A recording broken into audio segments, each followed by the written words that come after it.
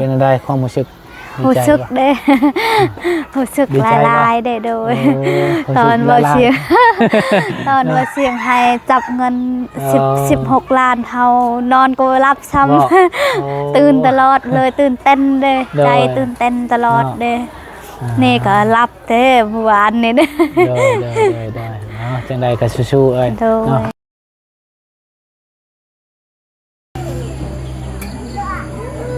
เนาะพี่น้องเนาะเปิดคลิปเปิดภาพอีกมื้อนี้เนาะพี่น้องกามาพอกับบ่าวบุญคงคือเก่าสบายดีเด้อพี่น้องเนาะสบายดียามแรงๆพี่น้องเนาะมื้อนี้ก็มาบ้านทางแม่น้องเอิงพี่น้องเนาะก็เห็นแต่อยู่ในคลิปเนาะทางเบาเสียงเพิ่นเนาะทางแม่น้องเอิงเพิ่นก็ได้ซื้อดินซื้อดอนแล้วเนาะจังไดก็ดีใจนำทางแม่น้องเอิงพี่น้องเนาะก็ได้ซื้อดินเป็นของตนเองแล้วเนาะกาสีบอได้อยู่ดินที่ทางพี่น้องเนาะกาเพิ่นเป็นเจ้าของเองกาดีเนาะบางคนกาดีอกดีใจนำเพิ่นเนาะเห็นอยู่ทางคลิปทางเบาเชียงเนาะทางผู้ใหญ่ทางเบาเชียงนี่แหละเนาะทางเพิ่นมองเห็นเนาะครอบครัวทางแม่น้องเอิงเนาะจังใดกาขอบคุญขอบคุณทางผู้ใหญ่ใจดีเพิ่นเนาะที่ซื้อดินซื้อดอนให้ทางแม่น้องเอิงเนาะกาครอบครัวเพิ่นกาถือไผกับบ่ฮู้เนาะพี่น้องกาเป็นใต้ต้นอยู่เพิ่นพี่น้องเนาะวันอื่นกับทักทายสบายดีเด้อสบายดีและสวัสดีพ่อแม่พี่น้อง FC เมิดสู่คนเนาะบ่ว่าสิอยู่ในและก็ต่างประเทศก็ยินดีต้อนรับเข้าสู่ช่องบ่าวบุญคงทำมาหากินคือเก่าคือเดิมพี่น้องเนาะเพิ่มเติมอีกมื้อนี้ก็อยู่บ้านทางแม่น้องเอิงเพิ่นเนาะโธ่ก็อยู่กระตูบน้อยคือเก่าเนาะ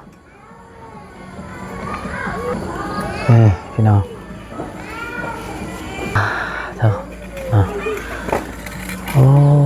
เนาะคือเก่ามาแม่น้องเอิงเพิ่นสบายดีเด้อโอ้มาชุดนี้กะ มันคือเก่าแล้วได้วันนี้เนาะเปลี่ยนแปลงแล้ววันนี้โอ้พี่น้องเนาะแต่เก่าเพิ่นกะหน้าเศร้าตลอดพี่น้องกะบ่ได้แบบว่าทาครีมทาหยังวันนี้เพราะทาแป้งทาหยังงามวันนี้เนาะ โดยจังได๋กะสิได้อันนั้นแหละช่วยแล้วจังได๋ โอ้เด้อเอ้าพอนี่ไม่แน่นะ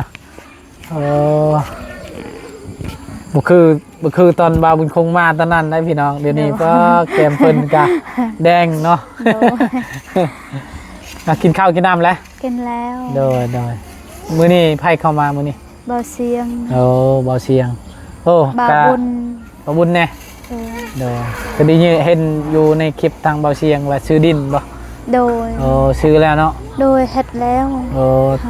จักเม็ดจักเม็ดจะบ่ฮู้บ่เฮาบ่ฮู้เม็ดเด้โดยจังใดก็ดีใจนำเด้อโดยได้ดินที่เป็นของตนเองแล้วพี่น้องเข้ามาอีกรอบนี้ทางแม่น้องเอิงเพิ่นเนาะยังแต่เฮือนแล้ววันนี้เนาะได้เฮือนนี่ก็คักอยู่นะได้ก็แบบว่ามีข่าวดีแล้วบ่เรื่องเฮือน ยังบ่ยังโดยมื้อนี้ไปใช้มื้อนี้เฮ็ดรักษาดินเด้อยู่ใส่ดินเจ้านี่ขอไปเบิ่งได้บ่ได้ไปคนพาแม่น้องเอิงไปเบิ่งดินเพิ่นก่อนพี่น้องนี่เจ้าเอาไว้ตัวนี้ก่อนอันน่ะอาหารจะมาสิกัดซื้ออาหารให้เพิ่นก่อนปิ้งไก่มาพากเพิ่นพี่น้องเนาะนี่พอดีกินข้าวแรงเลยเนาะก็ใจละลายเด้อเนาะยานอีกหน่อยเนี่ยพี่น้องก็เลยอันน่ะทายแบบนี้แหละ อีกหน่อยลายแม่ออนเป๊ะแม่มาแม่น้องเอิงเพิ่นพาไปเบิ่งดินก่อนอยู่ไสดินแม่น้องเอิงเพิ่นใกล้กับดินเฮือนอายเจ้าบ่ แมนอยู่เฮือนนางฮอนดาเด้ อันนี้บ่ โดย โอ้โดดอ๋อพูดเพิ่นไปรักษาตัวนี้แล้วมื้อนี้โอ้แปลนหมดเพิ่นเฮ็ดบัดนี้เนาะโอ้เด้ออันนี้เนาะ โดยเฮ็ดเช้า เท่าไหร่ทั้งหมดเพิ่นชื่อนี่บ่ฮู้บ่ 14เด้ 14 โดย โอ้ แล้วเว้า14เฮาเว้า14ค่ะ พักอยู่เนาะ เฮ็ดแต่เช้านี่บ่ได้กินข้าวซ้ำ บ่ แล้ว4โมง โอ้แล้ว4โมงนี่ โดย ยังบ่ได้กินเดี๋ยวนี้ กินแล้ว กินแล้วเดี๋ยวนี้ โดย เอาจังใดก็ดีใจนำเด้อ โดย ได้เพื่อนแล้วคนได้ดินแล้วพี่น้องขอโทษขออภัยเนาะได้ดินเป็นของตัวเองแล้ววันนี้ โดย ค่ากุ๊กมะฮุ่งหั่นบ่แม่นบ่บ่แม่นบ่ โดย ค่าได้ค่าลักนี่ โดย โอ้ก็บ่หลายเนาะบ่กว้างเนาะ โดยก ประมาณอยู่จังเม็ดก็จังเม็ด5จังเม็ดจะบ่ฮู้คือกันบ่ เฮาฮู้แมท เด้อได้แล้ววันนี้วันนี้ก็โอเคอยู่เนาะ โดยนี่ก็สำเนีละหนึ่งก็ไปยากอายคือละพี่น้องแท้ให้ ดีใจนำที่ได้เพื่อนได้ซ่านแล้วจะหน่อยนี่ก็เนาะ นี่ก็เฮ็ดแต่เช้านี่เมื่อยจนหากละอด โอ้ความจะให้มันแล้วดีใจได้ดินคือว่าแล้วเนาะบามันคงก็คือกันพี่น้องตอนนั้นได้ดินเป็นคลองตนเองแล้วก็โอ้ยเนาะดีใจแหละได้ดินชานี่เนาะดินไปก็เฮือนหลังใดดิน อยู่พุ่นอยู่ลุมพุ่น โอ้เด้อเพิ่นเฮ็ดใบข้างแน่เนาะ โดย ใบตะดินข้างแน่คักแล้วนี่ไกลอยู่ตอนนี้ฮอดพุ่นก็เพิ่นอายเจ้าตอนนั้นอยู่พุ่นเนาะ โดยนี่ยังซองนี่อดบ่ไหวแล้วหิวข้าว ตัวนี้เจ้าทางก็ได้ก็เจ้าให้ทางเนาะ โดยทางเอง บ่ใบว่าต้นกล้วยต้นหยังเฮาทางก็ได้เนาะ โดย เพิ่นก็บ่ให้เนาะ บ่ละหายตัดเลย เด้อ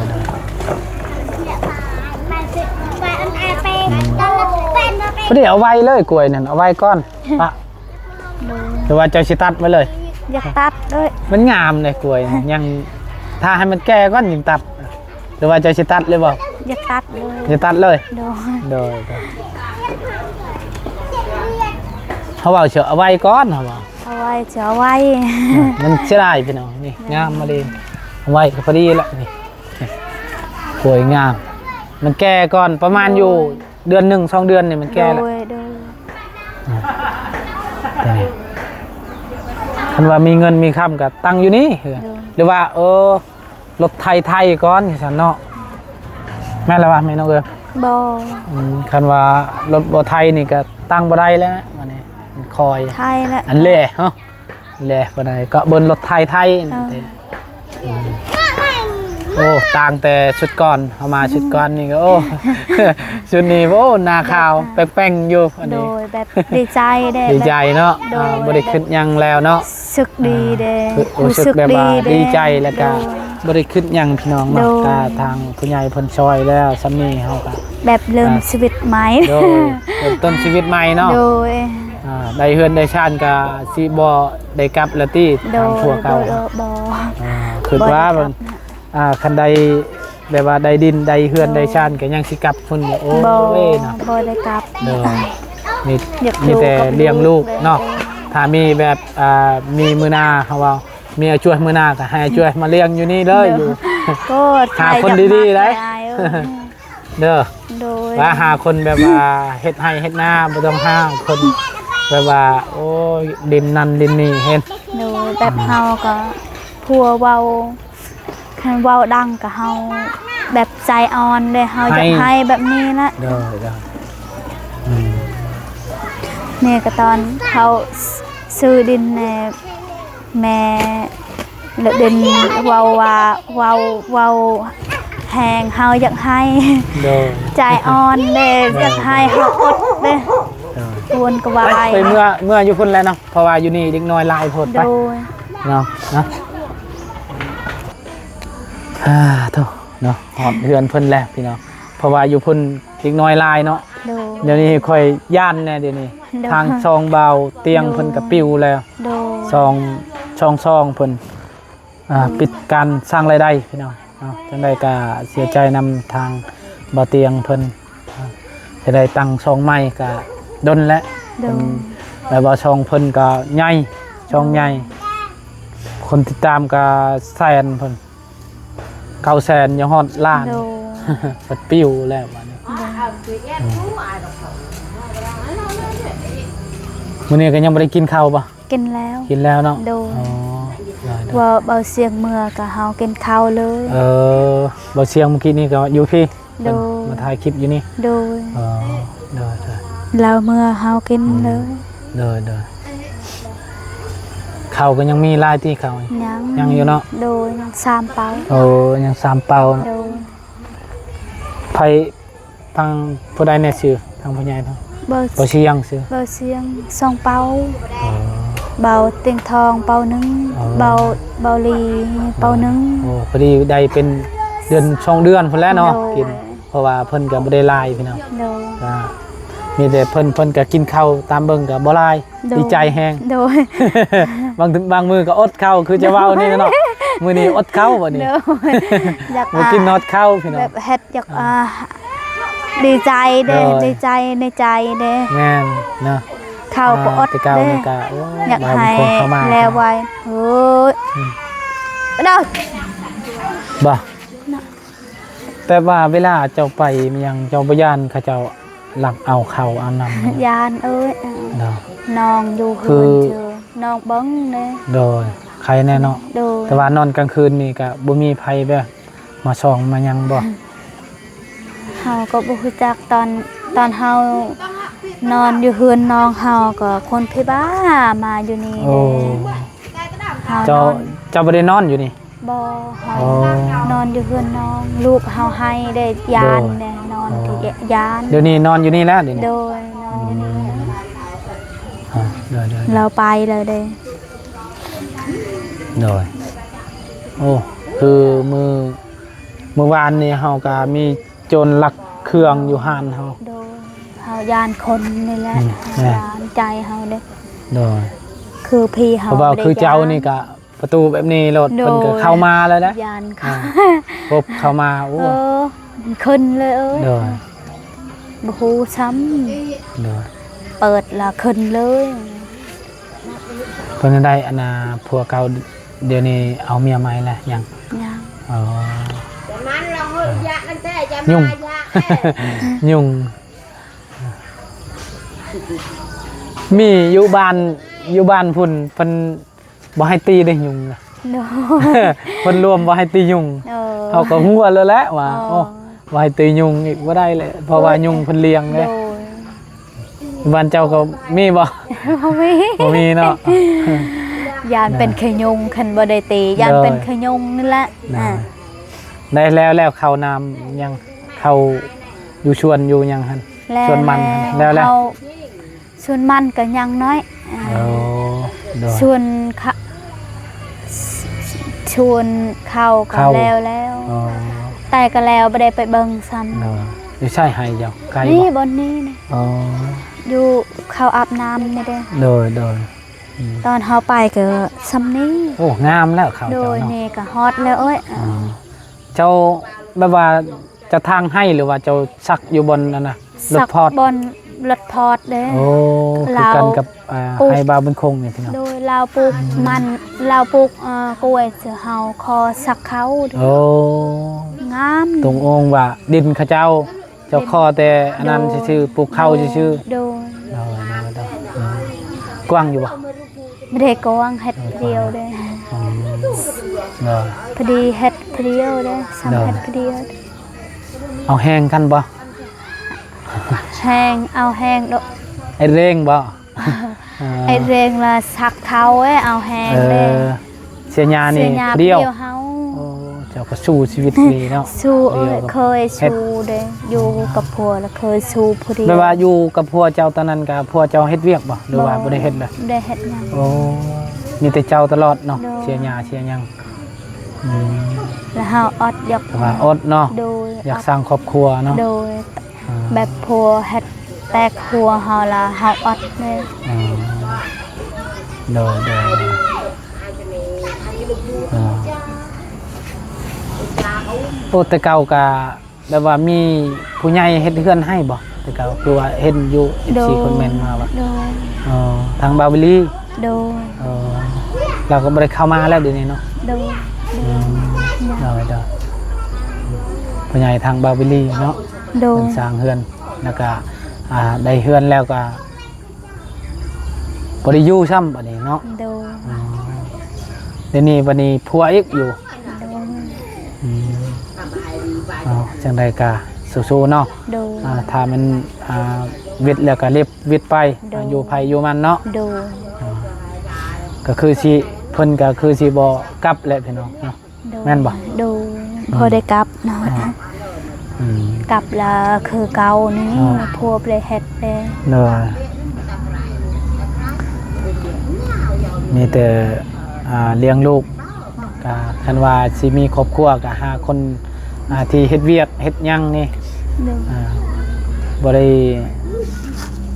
แต่ว่าเฮาก็บ่ฮู้คือกันแหละเนาะ โดย อยากหาแล้วคนดีไว้อยู่อยากหาเนาะแต่ว่าเฮาก็บ่ฮู้ผู้ชาย โดย มีบางคนก็ว่าเจ้าลิ้นนั่นลิ้นนี่บ่อันเนาะ โดย เพิ่นมักตอนเพิ่นมักอันก็ว่าแนวนั้นแหละ โดย พัดโดนไปอยู่นำกันนั่นฮู้บาดนี้เนาะ โดย ต้องได้คบแบบว่าดนๆก่อนคันว่ามีผัวมีหยังมื้อหน้า โดย มีแต่คบดนๆก่อนจึงอันนั้นฉันก็เลี้ยงลูกก่อนให้ลูกใหญ่ยังก่อนเนาะ โดย จังใดก็ดีใจนำเด้อที่ทางผู้ใหญ่เพิ่นเมตตาซื้อดินซื้อหยังให้แล้วบัดนี้พี่น้องเนาะยังแต่ทาข่าวดีเรื่อง โดย เฮือนอีกวันนี้เนาะ โดย เด้อ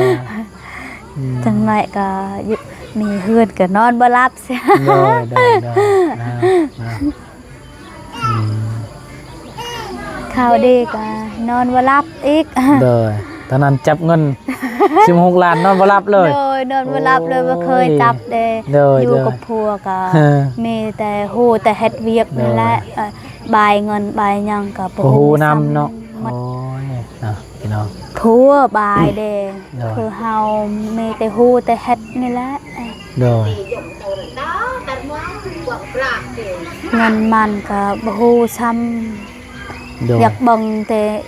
อยากลายปานใดเลยอยากเบิ่ง เพิ่นบ่ให้ซ้ำ โดยบ่ให้ซ้ำ มีแต่ ให้เบิ่งเลย เฮ็ดเวียกเสียหญ้าให้เท่านั้น โดย ขายหันแล้วกินข้าวแล้วก็นอน โดย อมลูกกอดลูก โดย แบบนี้แหละ โดย เจอเบาเสียงให้จับเงิน16 ล้านว้าว ให้เลยว่ะ โอ้ น้ำตาซึมแล้ววันนี้เนาะ ซึมเลยฮะ เออโดยวันนี้ก็เฮาก็สิกลับก่อนเนาะดีใจเนอะ ใจเลย โดย ใจเลยฮะตื่นเต้นนะ โดยจังใดก็ดีใจนำทางแม่น้องเอิงพี่น้องเนาะมื้อนี้ก็มาเยี่ยมยามเพิ่นก่อน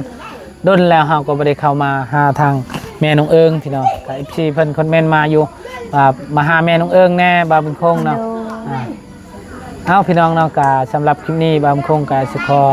จบคลิปปิดคลิปไว้เพียงซ้ำนี้ก่อนพ่อแม่พี่น้อง FC หมดทุกผู้ทุกคนที่ติดตามและรับชมครับคลิปนี้ไปแล้วเด้อสบายดีเอาสบายดีเด้อแม่น้อง ส เอิ้ บาย ง ดี โดย